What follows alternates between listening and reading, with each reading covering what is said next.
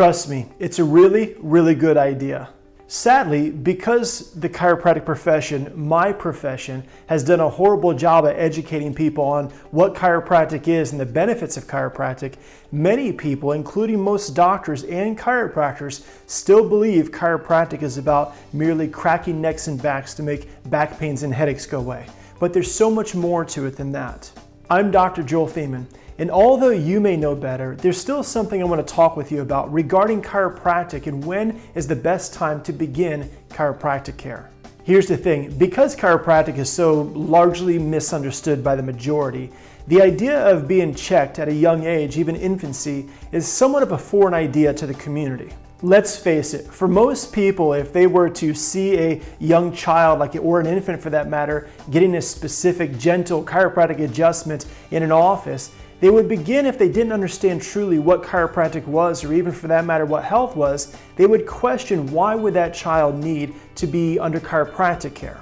The fact is, because their model is oftentimes relating to the fact of back pain, neck pain, or headaches, they're questioning, does that infant have a neck pain or a headache or something of that nature? You see, the reality is, however, that stress to the nervous system, interference to the spinal cord or the delicate nerve tissue can begin with the birthing process. Now, rather than getting into the birthing process and all that it deals with in terms of the stress, the pinching, pulling, and all those different things, the real point of what I want to talk with you about is the need for chiropractic care and when to begin the process of caring for your health. Think for a moment about dentistry. You probably wouldn't wait for your child to have cavities and a mouthful of rotten teeth before you begin to teach them about the importance of dental hygiene, would you? Well, in the same sense, why would you wait until your child began to experience aches and pains and poor health before taking care of their nervous system? Seriously, think about the life of a child for just a moment. Not just the birthing process itself and all the strain and stressing and pulling as we just mentioned, but just a child life. They fall off the bed, they fall down the stairs, they hit their head on the kitchen table or fall at the park, whatever the case may be. What we do as parents oftentimes is we pick the child up and we love on him. We pat him on the bottom and we say, it's okay, you're all right. And we kind of check the child. If there's no blood, we assume for that matter oftentimes that they are in fact all right. The reality, however, is that's not necessarily true. Just because they stopped crying doesn't mean that they didn't have some type of interference that could be potentially causing interference to the nervous system itself. You have to remember, it's the nervous system that controls all function and all healing.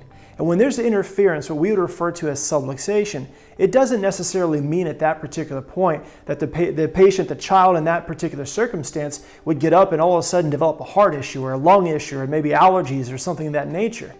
But in the same sense, if there's interference to the nervous system that has not been detected or corrected, could that interference later in life cause the body to function poorly? Could that interference, if left uncorrected, cause the body to later develop some sort of ache or pain, or what's worse is even disease? You see, this kind of thing happens all the time, not just in the life of a child, but adults too. Think for a moment about what you do most of your day. Maybe you're working at a computer, you're texting all day long, or looking at an iPad or a laptop where your head's in extreme flexion. Maybe you're lifting above your head or lifting heavy things outside as you care for your garden or your lawn. The point being is that oftentimes we hurt ourselves. We have car accidents, some major, some minor, slips and falls, sports injuries, you get the idea. And we may assume that once the pain goes away, that the problem goes away. But once again, that's not scientific, nor is it logical. The reality, however, is the fact that when there's subluxation, bone out of place, and irritation to the nervous system, you can bet on the fact that it is affecting your body and the expression of life from inside out.